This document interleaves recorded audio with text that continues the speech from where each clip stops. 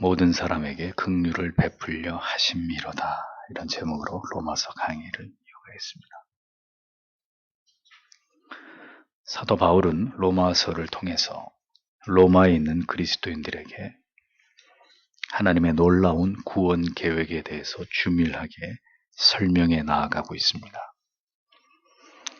인간의 전적인 타락과 무능의 실존 상태를 적나라하게 밝히는 것에서부터 시작해서 죄인들에게 왜 예수 그리스도의 복음이 필요한지를 설명하고, 유대인들의 자기 의에 치우친 율법주의는 결코 구원과 무관하며 오직 이신칭의의 복음만이 구원에 참되고 유일한 길임을 사도는 로마서의 전반부에서 치밀하게 논증해 나아갔습니다.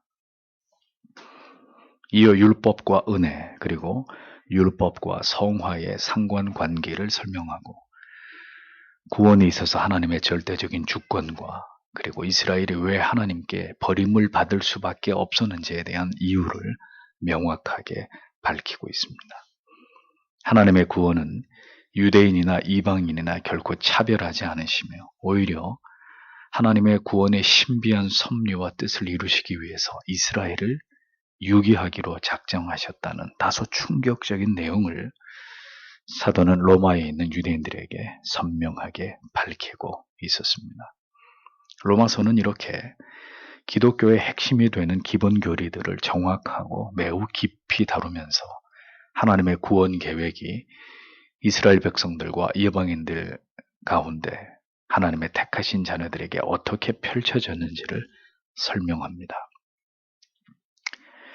그리고 결코 우리가 다 이해할 수 없는 신비한 하나님의 주권적인 섭리 안에서 이 모든 일들이 놀랍게 성취될 것을 예언하고 있음을 보여줍니다. 성경은 이 구원에 관한 명쾌한 진리들을 신자들이 반드시 깨닫고 올바로 알기를 원합니다.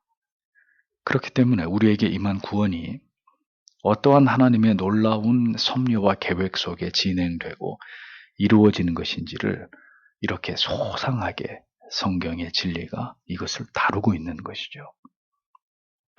구원 얻는 믿음이란 그냥 믿기만 하면, 교회를 다니기만 하면 구원을 받는다는 이런 단순한 논리에 전적으로 기댈 수 있는 그런 가벼움과는 거리가 먼 것입니다.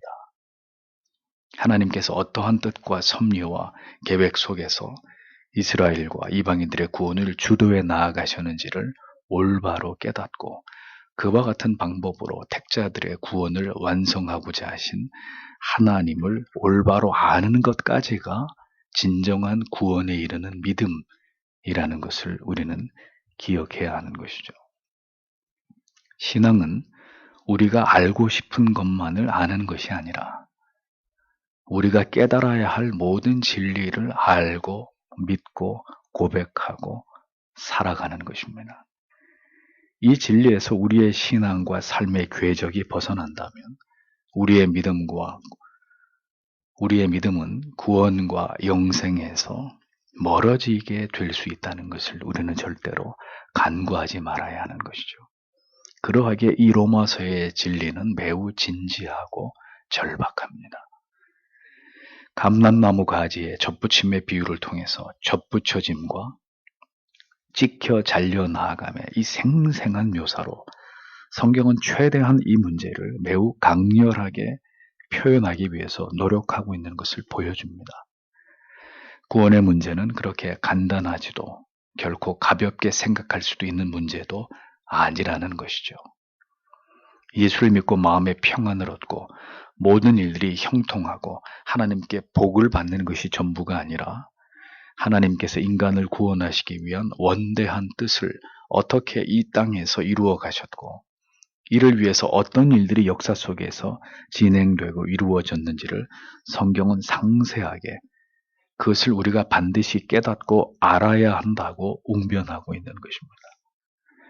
선민 이스라엘조차도 구원에 들어올 수 없었던 그 이유를 분명하게 밝히므로 기독교의 신앙과 구원은 결코 인간의 자기 의와 노력과 공로와 무관한 것이고 하나님의 언약과 동떨어져 있던 이방인들일지라도 이신칭의의 복음을 믿음으로 말미암아 그들도 구원과 영생을 얻게 하신 것이 하나님의 분명한 뜻과 섭리라는 것을 강조하면서 성경은 무엇이 구원에 이르는 믿음인지, 무엇이 참된 신앙인지를 우리에게 매우 자세하고 그리고 정확하게 논증하고 있는 것을 볼 수 있는 것입니다. 이스라엘 백성이든 이방인들이든 구원은 전적인 하나님의 은혜임을 성경은 이렇게 천명합니다. 이러한 진리가 중요한 것이 아니라면, 신자가 반드시 깨달아야 될 지식이 아니라면 성경은 왜 이 같은 말씀을 매우 중요하게 다루면서 로마서의 한복판에 이러한 구원의 도를 기록해 놓은 것일까요? 기독교는 결코 어리석은 인간의 지성으로 온전히 파악할 수도 없고, 따라서 인간의 마음대로 판단할 수 있는 그런 허술한 종교가 아닙니다. 내 마음대로 믿어도 좋은, 그저 일주일에 한 번 정도 교회에 나와서 설교를 듣는 것만으로 구원과 영생에 도달할 수 있다고 믿는 그런 믿음과는 무관한 것이다 라는 것입니다. 진리를 깨달을수록 그 속에서 하나님 자신을 드러내고 계시는 그 하나님 앞에 인간은 굴복되어져 가야 합니다. 인간의 그 어리석음이 드러나고 그 오만함과 교만이 드러나며 내가 하나님을 잘못 알고 있었고 오늘까지의 나의 믿음이 얼마나 허술하고 무지하고 이기적이었는지 그 모든 것들이 밝히 깨달아져야 합니다. 그래서 한없이 자신이 부끄러워지고 그렇게 하나님을 믿어온 자기를 미워하게 되므로 오직 하나님의 은혜 앞에, 그 십자가 앞에 자기를 낮추어서 하나님의 긍휼과 자비를 매일 매순간 구할 수밖에 없는 것이 기독교의 참된 신앙입니다. 그렇게 자아가 깨어지면서 끊임없이 자기를 부인하지 않는 사람은 그리스도의 사람이 아닌 것이죠. 이 위대한 진리를 올바로 깨닫고 이해할수록 인간은 더욱 겸손해질 수밖에 없고 우리에게 임한 구원의 은혜가 얼마나 놀랍고 감격적인 것인지를 발견하지 않을 수 없는 것입니다. 성경의 올바른 진리는 자칫 무지하고 어리석음 속에서 신앙의 그릇된 길로 행할 수 있는 모든 길들을 차단함으로 신앙의 바른 길을 가게 하고 그릇된 신앙을 교정해주는 놀라운 은혜를 제공해 줍니다. 그것이 바른 복음, 올바른 진리가 갖는 힘입니다. 그런 진리를 깨달아가는 것이 신자들의 특권이라는 것입니다. 로마서를 통해서 성도는 참된 구원과 바른 믿음을 깨닫게 되고 이를 통해서 신앙의 정도를 배우게 되며 왜 신앙이 결코 하나님의 진리의 말씀에서 벗어나서 자기를 숭배하는 인본주의로 치우칠 때 매우 위험한 결과를 초래할 수 있는지를 선명하게 배우고 깨닫게 되는 것입니다. 신앙은 자기의 주장과 뜻을 쫓아가는 것이 아닙니다. 신앙은 현실과의 끊임없는 타협이 아닙니다.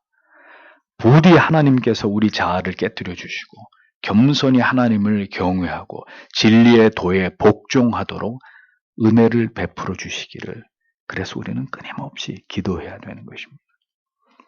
내가 생각할 때 옳다고 믿는 그 길을 가는 것이 아니라 하나님께서 말씀을 통해서 인도하시고 깨닫게 하시는, 내가 이제까지 알지 못했던 그 길을 하나님을 의지해서 새롭게 걸어가는 것이 신앙의 길입니다. 성경은 왜 하나님께서 이스라엘 백성들을 버리시고 이방인을 택하셨는지를 굳이 설명하고 있는 것일까요? 또 이방인들에게 그들에게 임한 하나님의 구원의 은혜로 인해서 결코 유대인들을 업신여겨서는 안 된다는 것을 무엇 때문에 특별히 당부하고 있는 것일까요?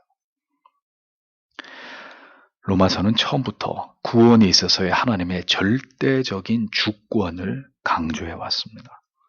전적으로 타락하고 부패한 인간은 자신을 구원할 수 있는 아무런 능력도 공로도 없고 오직 이신칭의의 하나님의 은혜로 말미암아 구원을 받은 존재일 뿐임을 성경은 계속 강조해 왔습니다.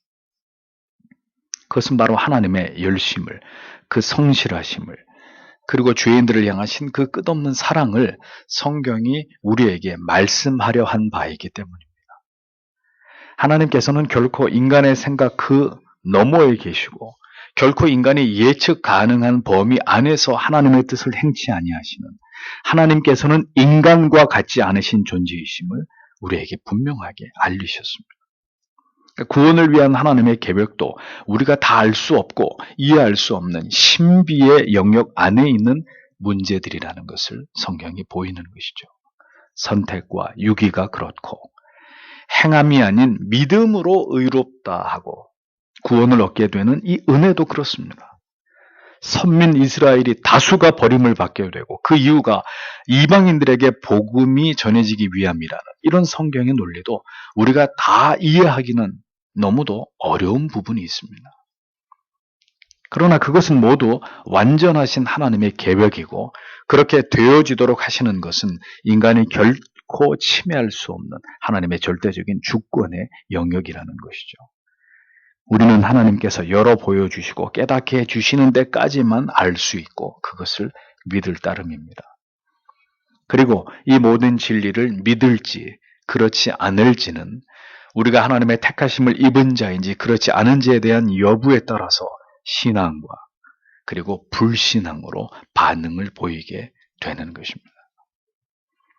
언제나 그래서 성경의 모든 진리가 반감 없이 불신과 거부감 없이 우리에게 믿어지고 그 진리 안에서 깨달음을 얻고 그 가치대로 살아가고자 하는 것이 얼마나 큰 은혜인지를 우리는 잊지 말아야 하는 것입니다. 그것은 참으로 감격적인 감사의 이유가 아닐 수 없는 것이죠. 많은 사람들이 그들의 영혼이 이 진리의 체계를 거부하거나 자기들 마음대로의 그릇된 신앙의 길을 고집하다가 결국은 멸망을 피할 수 없게 됩니다. 여러분도 그러한 어리석은 길로 가지 않으려면 이 진리를 배우고 확신하면서 여러분의 불순종하는 삶을 돌이켜 바른 믿음의 길로 행하셔야 합니다. 그것이 참된 구원의 길이기 때문입니다. 사도는 계속해서 하나님께서 세상의 모든 이방인들에게 복음이 전해지고 그들 가운데 택자들을 구원으로 부르시기 위해서 이스라엘을 버려두신 일에 관련해서 이방인들이 가질 수 있는 오해와 오만을 경계시키는 말씀을 이어가고 있습니다. 25절에서 27절을 다시 보십시오. 형제 여러분, 나는 여러분이 스스로 지혜 있다고 생각하지 않기 위해서 이 신비에 대해 알기를 바랍니다. 이 신비란 곧 이방인들의 수가 다 차서 들어올 때까지 이스라엘 사람들 가운데 일부가 완고한 채로 있게 될 것이며 그 다음에는 모든 이스라엘이 구원을 받게 되리라는 것입니다.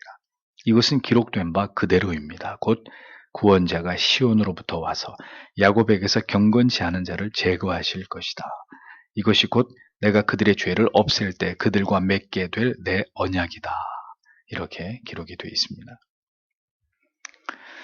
사도는 이방인 그리스도인들을 형제들아 라고 친밀하게 부르면서 그들의 생각이 자신이 설명하고 있는 이 진리에서 동떨어지지 않기를 바라고 있습니다.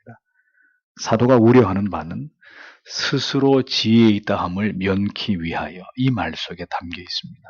즉 이방인들 가운데 그리스도인들이 자신들의 구원이 이스라엘의 유기와 어떤 연관점이 있는지를 올바로 깨닫지 못함으로 인해서 그들이 빠질 수 있는 오만과 어리석음을 사도는 계속해서 이렇게 경계하면서 이것을 일깨워주고 있었던 것을 볼 수 있습니다. 선민이었으면서도 하나님께 버림을 받은 것은 이스라엘의 어리석음 때문이 아니라 하나님의 섭리적 차원에서 그들을 버려두기로 하신 하나님의 뜻이 작용되었기 때문이라는 것을 사도는 이방인인데 그리스도인 된 자들이 바르게 이해해야 된다는 것을 거듭 강조합니다.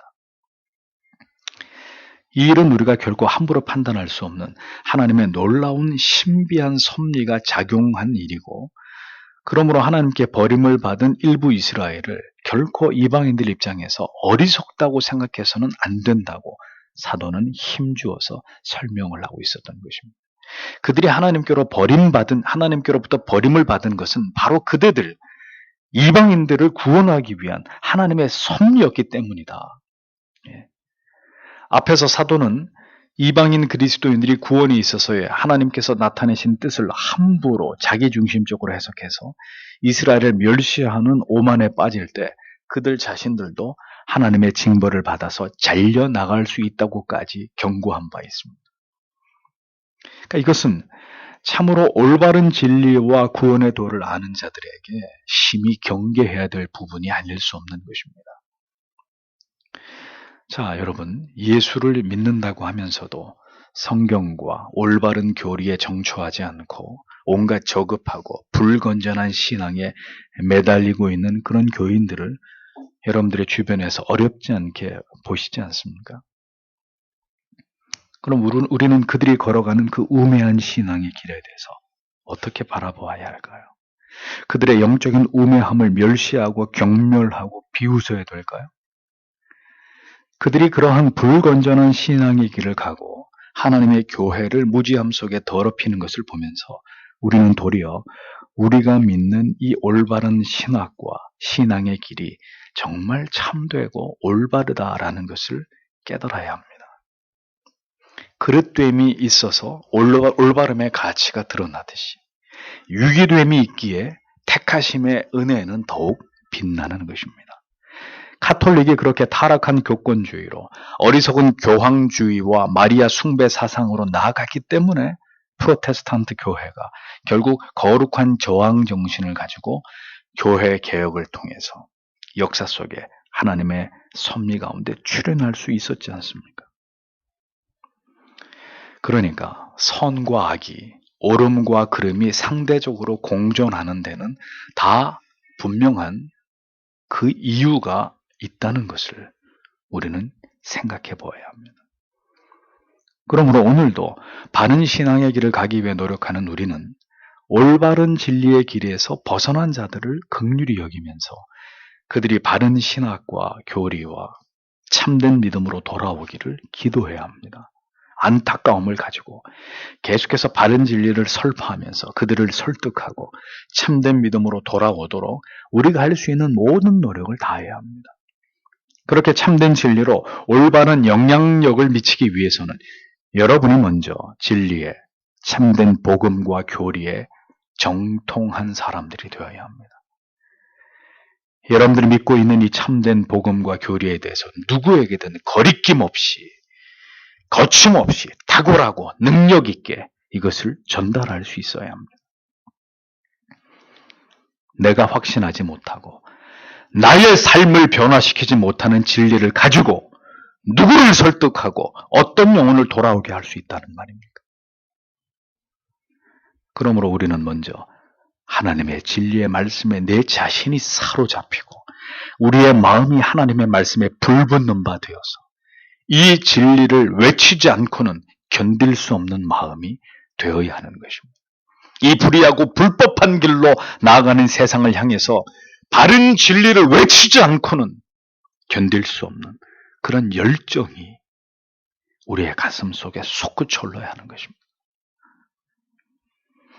지식이 신앙의 전부일 수 없습니다. 그렇다면 그도 이스라엘과 같은 지식으로만 하나님을 아는 자일 뿐입니다. 겸손함으로 그리고 간절한 열정으로 그 도를 쫓아 행하고 참된 그리스도인이 되어가는 일에 언제나 자기 자신을 먼저 개혁해 나아감에 집중하지 않는다면 하나님이 보실 때는 모두가 스스로를 지혜롭게 여기는 오만한 자들일 뿐이라는 것입니다. 하나님의 구원은 비밀스러운 것입니다. 이 비밀은 이라고 성경에 기록되어 있죠. 이스라엘 백성들과 이방인들이 서로와 각자의 구원이 있어서 어떻게 상호적으로 작용하고 영향을 미치게 되는지에 대해서 이 모든 것을 비밀스럽게 계획하시고 섭리하시면서 그것을 성취해 나아가시는 분은 오직 삼위의 하나님이십니다. 하나님의 비밀스러운 구원의 경륜은 이방인 가운데 구원받은 자들의 수가 충만하게 채워지기까지 이스라엘이 완악함 가운데서 구원의 참된 도를 거부하는 일이 일어날 수밖에 없을 것이라고 사도는 이렇게 설명을 합니다. 하나님의 섭리 속에서 이스라엘이 복음에 대해서 눈과 귀와 마음이 가리워지는 일은 불가피한 일이라는 점을 사도는 똑똑히 이것을 밝히고 있었던 것입니다.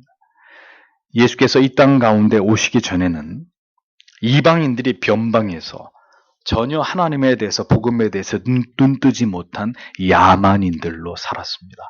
마치 조선시대의 이 나라의 백성들처럼 말이죠. 그런데 그리스도께서 이 땅에 오신 이후로는 이제 유대인들이 철저하게 복음의 까막눈이 되어버렸고 그 복음의 찬란한 빛은 이제 영적인 야만인들이었던 이방인들에게 급격히 비추어지기 시작했습니다.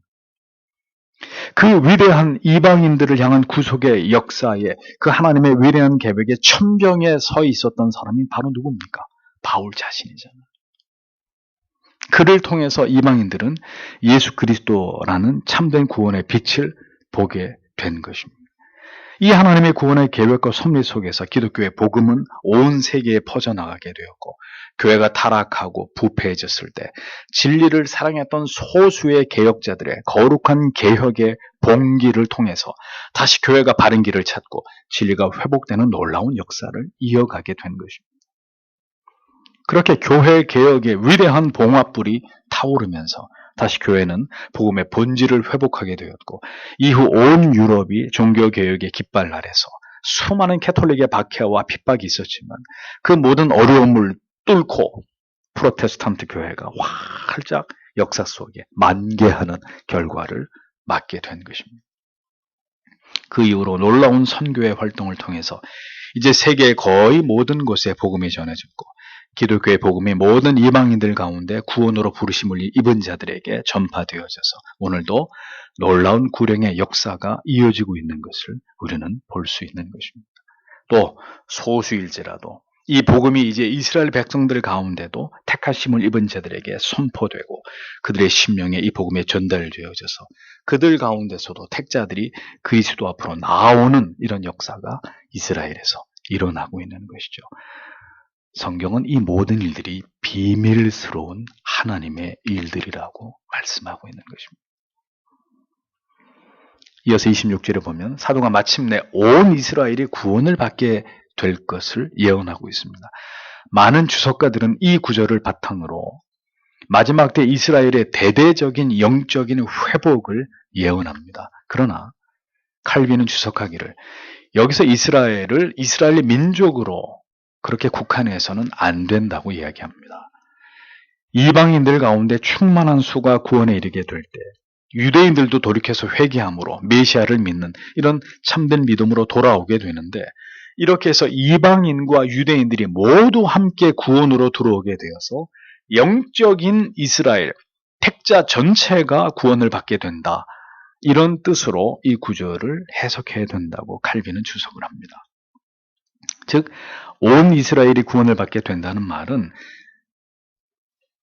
유대주의에 빠져있던 이스라엘 백성들이 다 회개를 하고 돌아온다는 말이 아니라 택자, 이방인 가운데서도 유대인 가운데서도 그 택자들의 구원이 완성이 되어서 마침내 그리스도의 나라가 도래하고 그 하나님의 모든 구원의 계획이 완성되는 것으로 그렇게 보아야 된다. 이렇게 설명을 하고 있는 것입니다. 갈라디아서 6장 15절에서 16절을 봐도 할례나 무할례가 아무것도 아니로되 오직 새로 지으심을 받은 자뿐이니라. 무릇 이 규례를 행하는 자에게와 하나님의 이스라엘에게 평강과 긍휼이 있을지어다. 이렇게 기록되어 있습니다. 이 구절에서도 유대인과 이방인을 통틀어서 구원으로 부르심을 받은 자들을 하나님의 이스라엘이라고 표현하고 있는 것을 볼 수 있습니다. 그래서 개혁주의 종말론은 그리스도의 재림 직전에 이스라엘이 대거 회심할 것이라는 이런 관점을 거부합니다. 이런 주장은 전형적인 세대주의 종말론적인 해석이죠. 다만 모든 택자의 수가 다 차게 될 때 마침내 구속사의 종지부를 찍게 되는 일이 그리스도의 재림을 통해서 이루어질 것이라는 사실에 대해서는 재론의 여지가 없는 것입니다. 결국 하나님의 이 같은 이방인들을 먼저 구원으로 부르시고 이어 이스라엘 가운데 택하신 자들을 돌아오게 하시는 섭리는 이스라엘과 이방인들 가운데 택자들 모두를 구원하시기 위함이라는 점을 성경은 명백히 밝히고 있는 것입니다. 사도는 이어서 이사야 59장 20절을 인용합니다. 이를 통해서 메시아가 오실 때 야곱의 후손들 가운데서 택함을 입은 자들을 하나님을 거부하던 불신의 자리에서 마침내 떠나게 하심으로 그들을 그리스도께로 돌아오게 하실 것이라는 사실에 대해서도 예언을 하고 있습니다. 이어 내가 저희의 죄를 없이 할 때 저희에게 이루어질 내 언약이 이것이다 라는 이 말씀은 야곱의 후손들에게서 모든 불순종과 불신앙의 마음을 제거하심으로 그렇게 완고하게 하나님을 거부하던 이스라엘이 회개하고 돌아오므로 그들의 죄가 없어질 때 그들을 이제 하나님이 다시 구원케 하신다는 이런 하나님의 언약이 모두 이스라엘 안에서 이루어지게 될 것이라는 이런 예언을 사도가 하고 있는 것을 보게 되는 것입니다. 그리스도의 오심은 그렇게 하나님을 떠났던 이스라엘을 궁극적으로 돌아오게 하고 그들 또한 구원에 이르게 하기 위함이기에 그 하나님의 뜻과 언약이 먼저 이방인들의 충만한 구원의 수가 차고 이제 이스라엘 가운데 택자들이 돌아오게 될 때 마침내 모두 이루어지게 된다라고 성경은 말씀하고 있는 것입니다. 그래서 성경의 이 예언은 지금도 성취되고 있는 거예요. 많은 이방인들이 기독교의 신앙을 믿고 따르고 있고 이스라엘 가운데서도 소수이긴 하지만 그리스도께로 돌아오고 있는 자들이 존재하고 있는 이방인과 이스라엘 가운데 모두 택함을 입은 자들의 수가 이제 모두 다 채워지고 있는 지금은 바로 그러한 구원의 날들이 이루어지고 있는 때라는 것을 우리가 깨달을 필요가 있는 것입니다. 그러니까 하나님의 모든 구원의 계획은 하나님의 말씀하신 언약에 기초하는 것입니다. 그러므로 어떠한 변동도 없고 변화도 없고 하나님이 계획하시고 작정하신 대로 모두 다 이방인들 가운데서 그리고 이스라엘의 택하신 자들 가운데서 이것은 모두 다 완벽하게 진행되어질 일들입니다. 세상의 모든 역사들이 그렇습니다. 우리는 그 역사의 한복판을 현재라는 시간 속에서 지나가고 있기 때문에 왜 이런 일들이 일어나야 하는지 알 수 없고 그러하기에 불안하고 우려스럽고 안타깝지만 모든 역사는 하나님의 주권과 계획과 섭리 속에서 흥망성쇠를 거듭해 왔습니다. 인류의 역사는 지금도 하나님의 언약을 이루기 위해서 진행되고 흘러가고 있습니다. 그 가운데 택하신 하나님의 백성들과 교회에게 하나님이 무엇을 요구하시는지를 그래서 우리는 그것을 분명히 깨달아야 될 필요가 있는 것입니다. 구속사를 진행시키는 과정에서 하나님께서 이 세상을 어떻게 움직여가고 계시는지를 신자는 날카로운 영적인 눈으로 그것을 주목할 필요가 있다는 것입니다. 왜냐하면 지금 일어나는 모든 일들이 하나님의 백성들과 교회 안에서 하나님의 뜻을 이루고자 하심에 있어서 그것과 절대로 무관하지 않기 때문에 그런 관점에서 우리는 역사 속에 이루어져 가고 있는 정치, 경제, 사회, 철학, 문화 전반의 모든 일들을 바라볼 필요가 있는 것입니다. 역사를 움직이시는 하나님의 뜻과 섭리는 그런 것입니다. 악이 창궐하게 하심으로 선을 무장시키시고 불의와 불법이 만연하게 하심으로 정의와 지엄한 법과 성경적 올바른 원리들을 중요하게 여기도록 만드시는 것입니다. 세상이 급격히 하나님께로부터 멀어지며 온갖 죄악된 사악한 일들을 쏟아낼 때 교회와 성도는 긴장하게 되고 이 세상에 대한 소망이 철저하게 무너져 내리고 환난과 박해 속으로 들어감으로 인해서 신자는 이제 비로소 영원한 나라를 간절히 바라보고 소망하게 되는 내세적 신앙으로 충천하게 되는 계기를 맞게 되는 것입니다. 하나님께서는 그렇게 이 역사가 요동치면서 흘러가게 하심으로 그 가운데 택하신 하나님의 백성들을 향하신 하나님의 뜻을 지금도 이루어가고 계십니다. 우리는 이 역사의 주관자가 하나님이시라는 것을 분명하게 믿어야 하는 것이죠. 28절, 29절을 보겠습니다. 복음의 관점에서 보면 그들은 여러분 때문에 하나님의 원수가 되었지만 선택의 관점에서 보면 조상들 때문에 하나님의 사랑을 받은 사람들입니다. 왜냐하면 하나님의 은사와 부르심은 취소될 수 없기 때문입니다. 이렇게 기록되어 있습니다.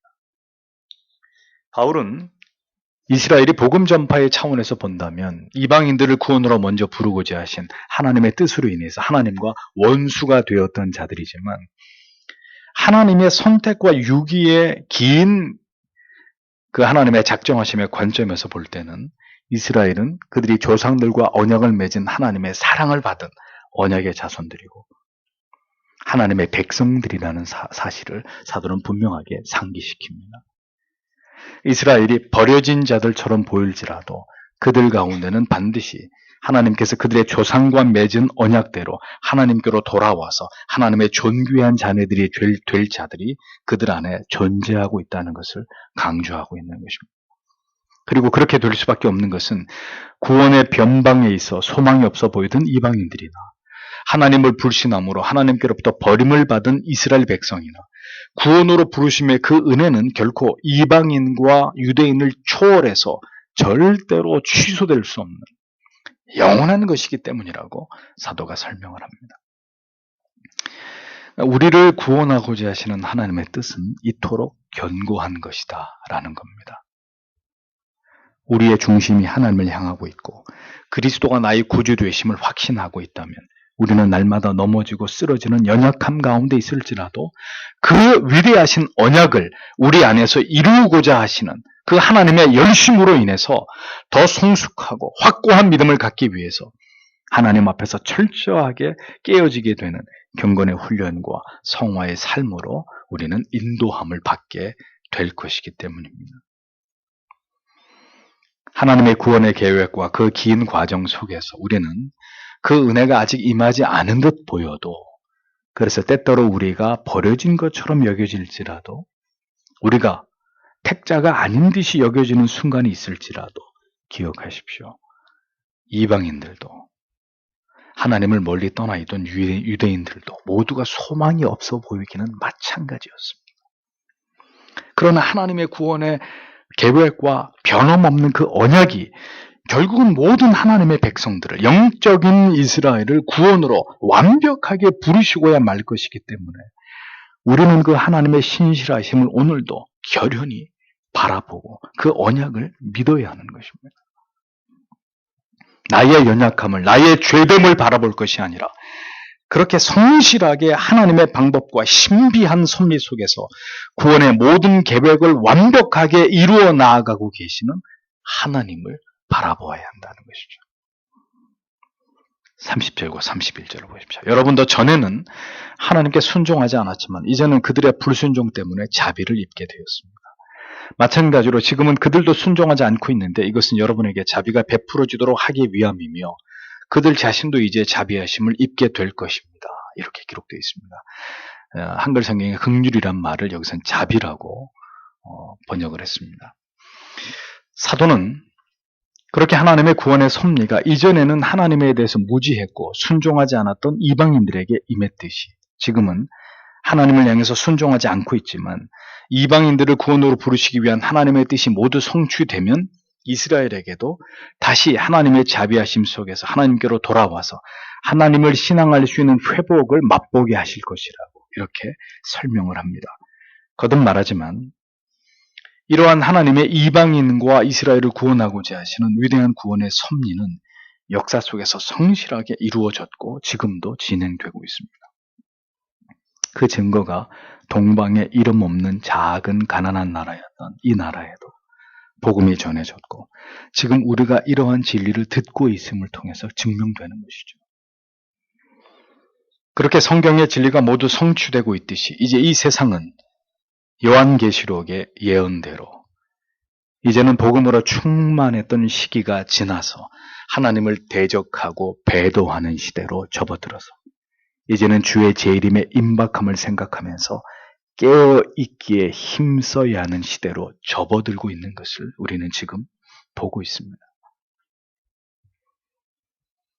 성경의 모든 말씀은 이렇게 한치의 오차도 없이 역사의 흐름을 따라서 진행되고 이루어져 가고 있습니다.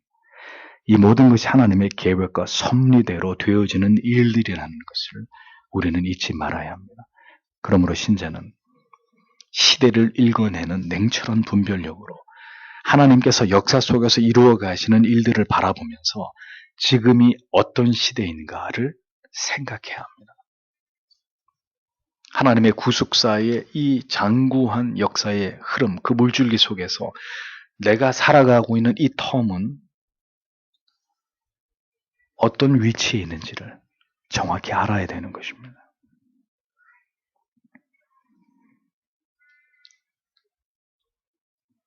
신자들이 깨어 있어야 된다는 것은 상식적으로 다 알고 있습니다.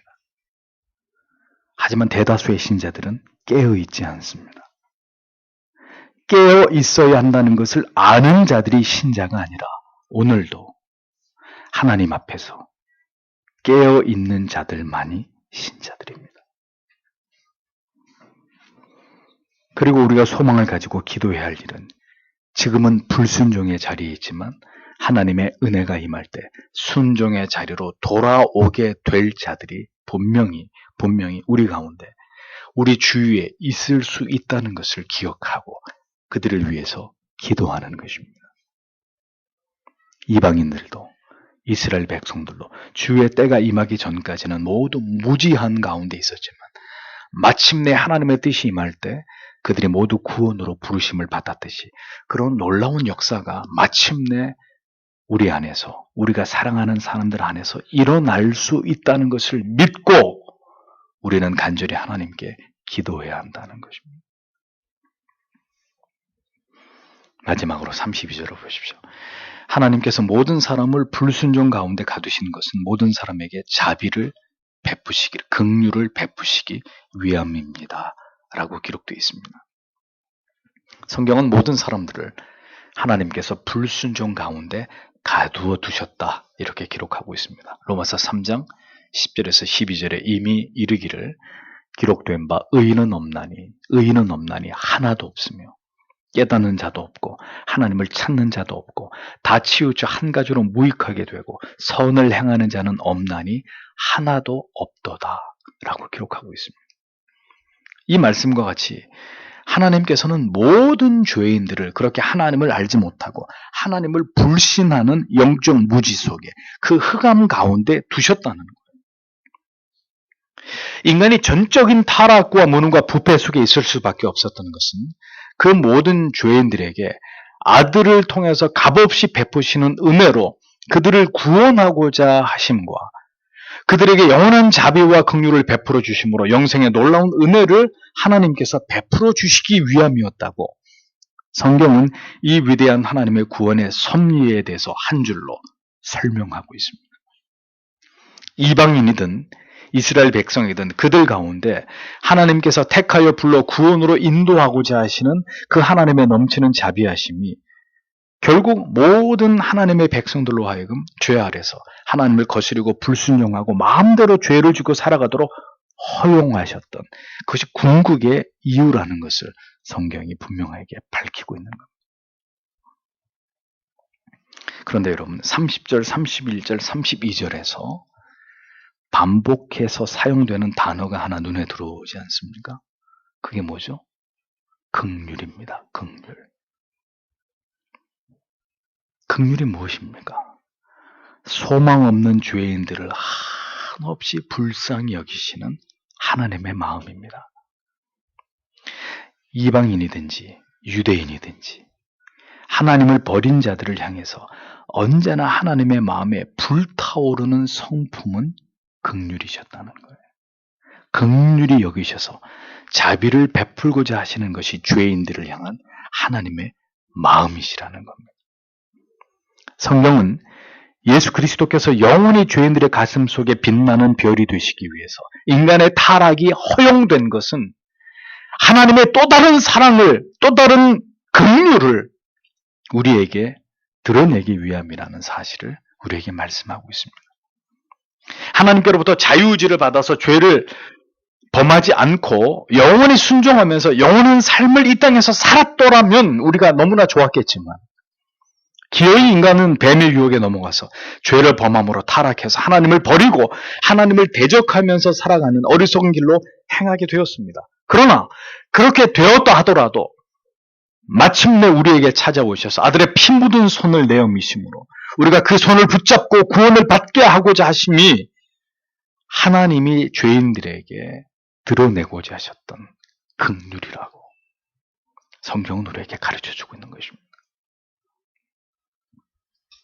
성경 전체가 그렇게 하나님의 긍휼과 자비를 우리에게 보이고 깨닫게 하는 도구입니다. 그 모든 것이 하나님을 향한 끝없는, 우리를 향한 하나님의 끝없는 사랑이라고 성경은 우리에게 큰 소리로 말씀하고 있는 것입니다. 그렇게 내가 너희를 한없이 긍휼히 여긴다고, 사랑한다고, 세상 끝날까지 너희를 포기하지 않는다고 성경은 우리에게 말씀하고 있는 것입니다. 그래서 참된 신자는 그 십자가를 생각할 때마다 나 같은 죄인을 구원해 주신 하나님의 그 위대한 사랑을 생각하고 죄인에게 베풀어 주신 그 긍휼과 자비를 영원히 기억하면서 살아가기를 다짐하고 또 다짐하게 되는 것입니다. 무엇으로 그 사랑을 설명하겠습니까? 어떻게 그 크신 긍휼을 다 우리에게 이해시킬 수 있겠습니까? 어떻게 하나님이 그렇게 우리를 절대적으로 포기하지 않으시는 분이심을 나타내시겠습니까? 오직 용서받을 수 없는 죄인들에게 임한 우리를 불쌍히 여기시는 그 하나님의 긍휼하심과 구원의 은혜 말고 어떤 것이 하나님이 우리를 얼마나 사랑하시고 우리를 긍휼히 여기시는지를 보여줄 수 있는 수단과 도구가 되겠습니까? 그러니 인간이 타락하지 않고 이 땅에서 영생을 산다. 물론 이것도 가정할 수 있는 얘기고 그렇게 되면 좋은 이야기겠지만 이제 그것은 우리가 논할 이유가 없는 거예요. 그러면 왜 우리는 타락했느냐? 왜 선악을 알게 하는 나무가 있었고 인간은 그것을 따먹지 않을 수 없었는지를 이야기해야 되는 거죠. 그 모든 이유는 하나님이 그렇게 하나님을 버리고 타락한 자들을 긍휼히 여기셔서 그들을 구원하고자 하시는 이 모든 신비하고 비밀스러운 계획들을 이 세상의 역사 속에 펼쳐내신 것을 통해서 죄인들을 향한 하나님의 불타오르는 사랑과 긍휼을 우리에게 가르쳐 주시기 위함이라는 겁니다. 그래서 이 놀라운 장구한 구속사의 드라마가 인류의 역사 속에서 펼쳐지고 있는 거예요.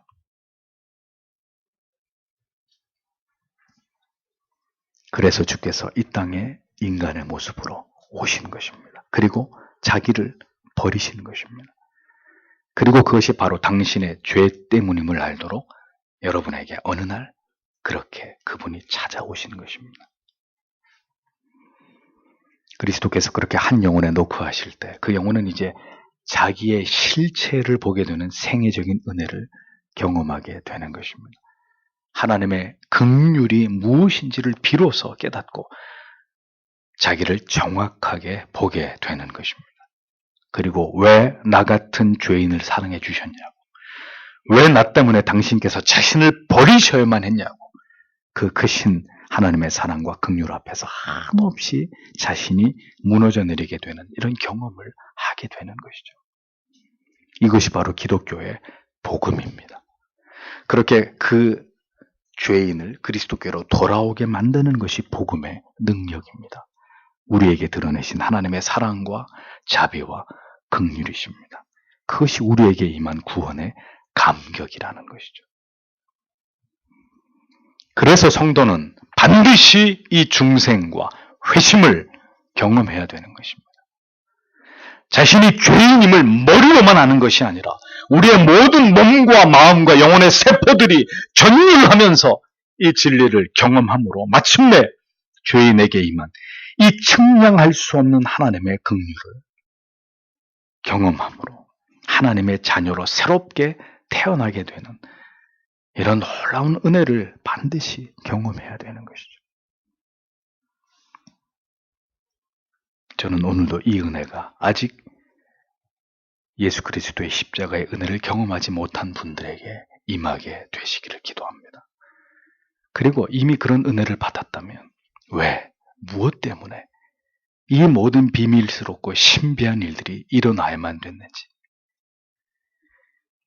그것을 깨달은 성도 여러분들은 그 하나님의 크신 은혜와 긍휼과 사랑 앞에서 이제 나의 남은 삶 속에서 어떻게 그 사랑에 보답하는 삶을 살아가야 될지를 진지하게 생각하면서 자신을 하나님 앞에 드리는 일에 있어서 더 한층 수고하고 애쓰는 노력이 여러분들의 삶 가운데 있어야 할 줄 믿습니다.